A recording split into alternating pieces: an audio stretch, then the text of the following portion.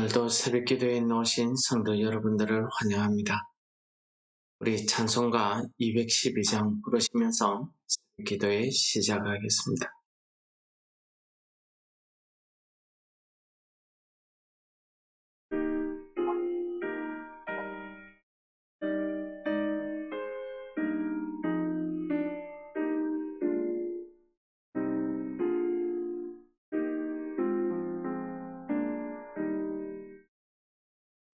겸손히 주를 섬길 때 외로운 일이 많으나 구주여 내게 힘 주사 잘 감당하게 하소서.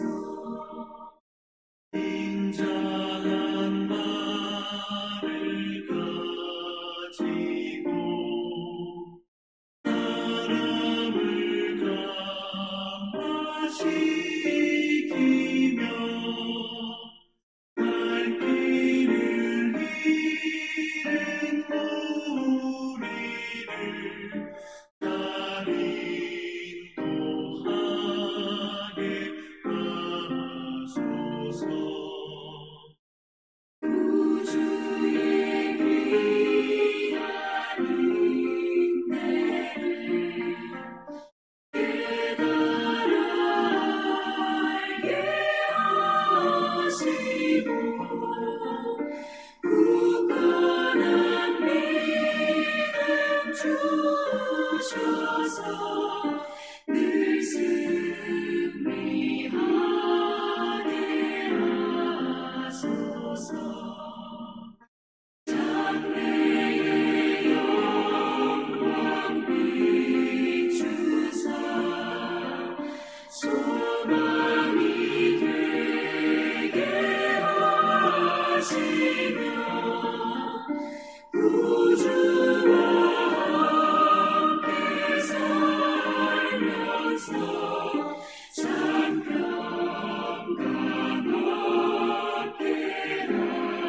하소서.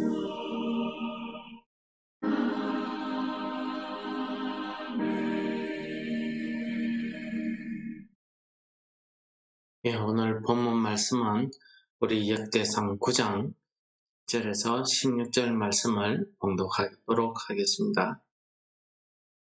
제사장 중에서는 여다야와 여호야립과 야긴과 하나님의 성전을 맡은 자 아사리아이니 그는 hil기야의 아들이요 무술람의 손자요 사독의 정손이요 무라이옷의 현손이요 아이독의 오대손이며 또 아다야이니 그는 여로함의 아들이요 바스홀의 손자요 말기야의 정손이며 또 마아세니 그는 아디엘의 아들이요 야세라의 손자요 무술람의 정손이요 머실레밋의 현손이요 임멜의 오대손이며 또 그의 형제들이니 종족의 가문의 우두머리라. 하나님의 성전의 임무를 수행할 힘이 있는 자는 모두 1760명이더라.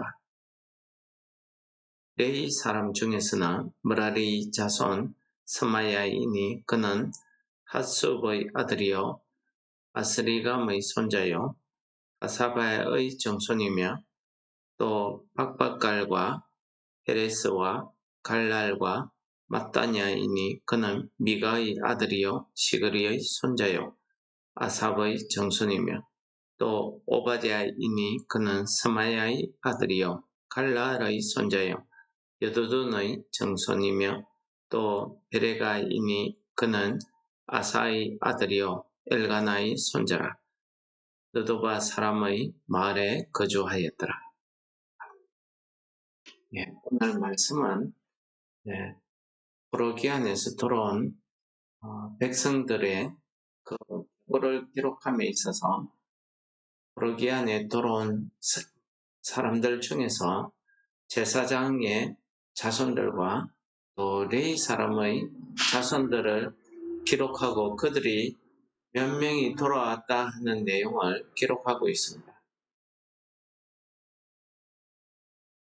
우리가 포로 기한에서 이 유대인들이 돌아올 수 있었던 것은 하나님께서 바벨론 왕 고레스를 통해서 예루살렘에 있는 하나님의 성전을 재건하고자 하는 것이 그 목적이었습니다. 그래서 이 일을 위해서 처음에 포로 기한 자들을 모집했을 때에 거기에는 제사장이나 레위인들이 전혀 없었습니다. 우리가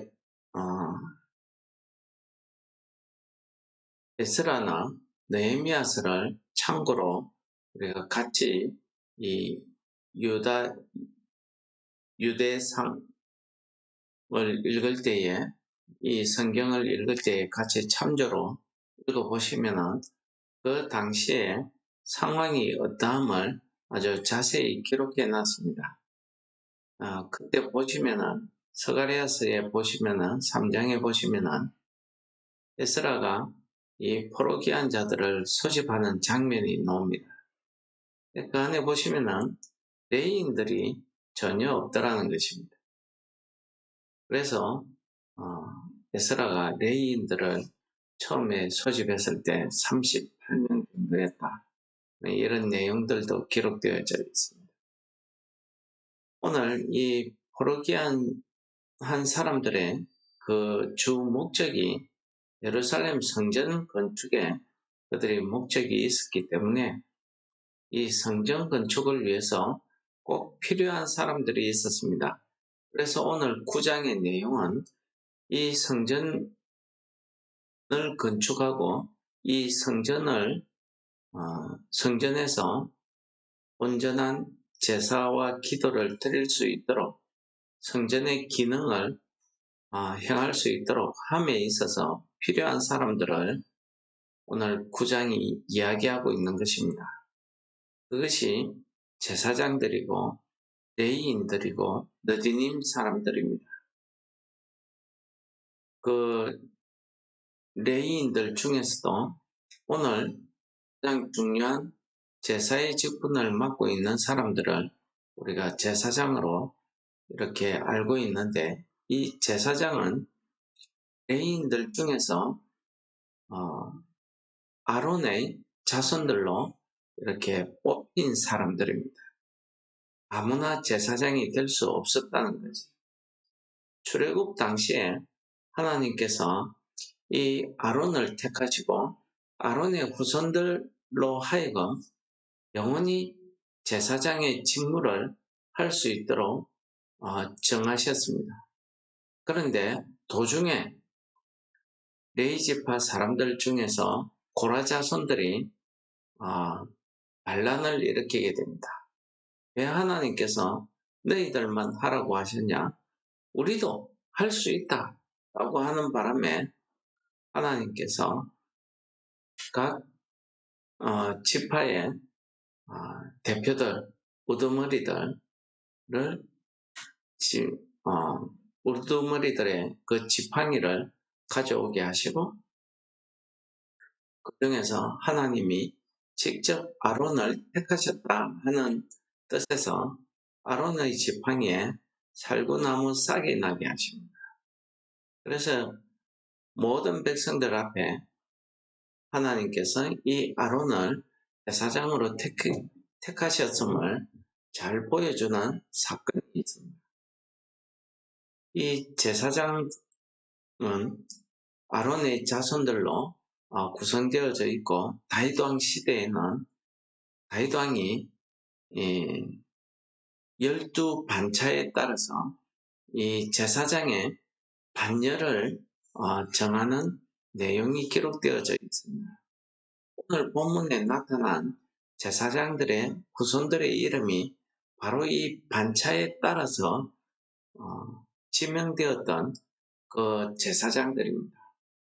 이 반차에 따라서 그 순번이 들어오면은 대제사장의 직무를 행하게 되고 대제사장이 되면은 1년에 한 차례 지성소에 들어가서 직접 하나님 앞에 자기의 죄를, 백성들의 죄를 위해서 속죄하게 되는 이런 일을 하게 됩니다.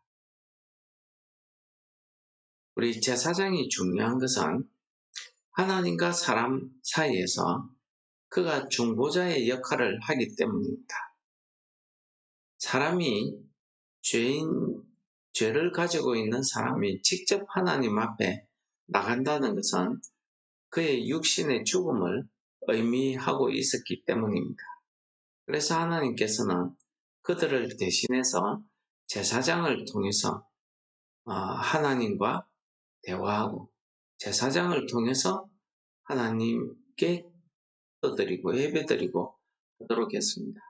그러기 위해서 이 제사장은 항상 하나님 앞에 거룩해야 된다는 그런 의무를 지고 있고, 하나님께서는 그러한 제사장들을 거룩하게 하는 그 의식들을 우리가 출애굽기서, 레위기서에 보시면은 그 의식들을 자세히 기록해 두고 있습니다. 심지어는 시체도 만지지 못하게 하시고, 심지어는 옷이 더러워져도 며칠 동안, 3일 동안 그 옷을 빨고 하루 종일 지내도 들어가지 못하고 그 몸과 손을 물로 깨끗이 씻고 정결한 우슬초에 뿌림을 받고 정결하다고 인정이 될 때에 들어가서 제사장의 일을 하게 됩니다. 거기에 들어가서도 성소에 들어가기 전에는 반드시 물두멍에 손을 씻고 정결하게 한 다음에 성소에 들어갈 수 있었던 것입니다. 이와 같이 죄인된 사람들이 하나님 앞에 서기 위해서는 자신의 거룩함, 정결함을 위해서 이런 절차들을 행하게 되는 것입니다. 또한 레위인들입니다. 이 레위인들은 하나님께서 많은 12 이스라엘 지파 가운데 이 레위 지파를 택하셨습니다. 이 레위 지파는 하나님께서 그들에게 기업을 주지 않았습니다. 즉 산업을 주지 않은 겁니다. 왜냐하면 하나님께서 그들의 기업이 되신다 하는 그 약속 때문이었습니다. 그래서 여호수아가 가나안 땅을 정복하고 각 지파에게 기업을 분배할 때에도 이 레위 지파에는 주지 않았습니다. 대신에 각 지파들이 이 레위인들을 위해서 그들이 살 수 있는 마을과 먹고 살 수 있는 토지를 정해서 내놓게 했습니다. 그래서 그 정한 곳에서 레위인들이 자신이 먹고 살게 되었습니다. 그리고 그들이 하는 일은 오로지 성소에서 제사장을 보좌하고 성소의 일만 하도록 했습니다.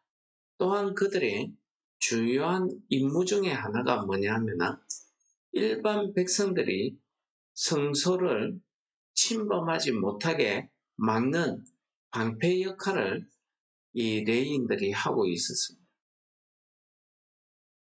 이와 같이 하나님께서는 많은 민족들 가운데 한 이스라엘 민족을 택하시고 그 12지파 가운데서도 한 지파, 레위 지파를 택하시고 그 레위 지파의 많은 자손들 가운데서도 아론을 택해서 그로 하여금 영원히 하나님 앞에 제사장으로 섬기게 해주시는 이런 은혜를 베풀어 주셨던 것입니다. 그러므로 오늘 이 포로기 안에 돌아온 이 제사장과 레위인들이 얼마나 중요한 역할을 맡게 된다는 사실을 우리로 하여금 깨닫게 하는 것입니다. 그리고 이 제사장과 레위인들은 그냥 일반적으로 성소의 일을 하기 위해서 그냥 불렀던 사람들이 아닙니다. 이들은 원래부터 하나님께서 택하셨습니다. 12지파 가운데 레위지파 가운데 아론의 자손, 이렇게 하나님께서 택하시고 정한 사람들로 하여금 그 일을 하게 하신 것입니다. 이것이 얼마나 큰 은혜인지 우리가 깨달아야 된다는 사실을 오늘 본문 말씀이 우리에게 가르쳐주고 있는 것입니다. 오늘 본문 말씀 9장에 이 계보를 기록하면서 제사장의 자손이 누구이며 이들이 다윗 왕 때에 몇 번째 반차에 속했던 자손들이다 하는 것을 알게 해주시고, 또 레위인들을 기록하면서 그 중에서 바락과 같은 사람들은, 여두둔 같은 사람들은 하나님을 찬양하기 위해서 이렇게 세워졌구나. 또 머라리 자손들은 어떻습니까? 그 성막에 있는 모든 기구를 보존하고 관리하는 그 일을 했습니다. 이렇게 그들 자신의 이름들을 거명하면서 그들이 무엇을 해야 되는지를 깨닫게 해주시는 이런 놀라운 말씀이 오늘 9장에 있는 말씀이 되겠습니다. 우리가 이 말씀을 읽으면서 하나님께서 오늘 이 신약 시대를 살아가는 우리에게도 역시 하나님께서 예수 그리스도를 통해서 우리를 죄에서 구원해서 정결하게 해주시고 우리로 하여금 어렵다 이렇게 인정해 주셨습니다. 이것이 하나님의 은혜입니다. 그런데 그 은혜에 대해서 우리에게 하나님께서 왕같은 제사장이라는 이런 특별한 은혜의 사명을, 직분을 허락하셨다는 것입니다. 그래서 베드로 사도는 베드로전서 2장 9절에 이렇게 우리에게 이야기합니다. 너희는 택하신 족속이요 왕같은 제사장들이요 거룩한 나라요 그의 소유된 백성이니. 그렇습니다. 우리는 하나님께서 특별히 하나님의 뜻에 따라서 택함을 받은 사람들이 계십니다. 하나님께서는 먼저 택하시고 구원하신 우리를 향해서 제사장의 직분을 하게 하시고 우리를 통해서 하나님의 거룩한 나라를 세우시기 위해서 우리를 예수 그리스도의 피값으로 샀다고 말씀하고 있는 것입니다. 하나님께서 왜 이렇게 우리를 택하시고 구원하시고 우리에게 제사장과 같은 이런 거룩한 직분을 우리에게 주셨습니까? 계속해서 베드로전서 2장 9절에서는 이렇게 이야기합니다. 그 까닭은 이는 너희를 어두운 데서 불러내어 그의 기이한 빛에 들어가게 하신 이의 아름다운 덕을 선포하게 하려 하십니다. 그렇습니다. 우리는 죄와 사망에서 죽을 수밖에 없는 그런 존재였지만 하나님께서 그 어두움에서 우리를 불러내어서 우리로 하여금 하나님의 그 거룩하신 빛에, 그 생명의 빛에 들어가게 하신 은혜를 우리에게 주셨습니다. 이런 하나님의 이 아름다운 은혜, 이 하나님의 이 아름다운 사랑, 이 하나님의 아름다운 선한 그 뜻을 이 땅에 있는 모든 백성들을 향해서 나타내게 선포하게 하시기 위함이었다 하는 사실을 우리에게 가르쳐주고 있습니다.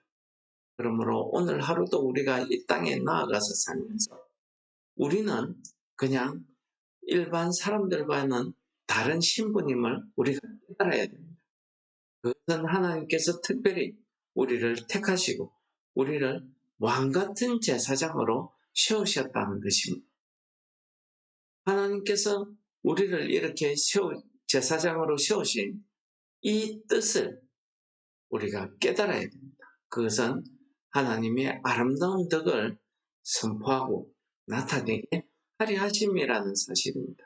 그러므로 오늘 하루도 우리의 삶을 통해서 하나님의 놀라운 사랑과 하나님의 이 놀라운 은혜를 우리의 삶을 통해서 드러내시는 우리 성도 여러분들 되시기를 축원합니다.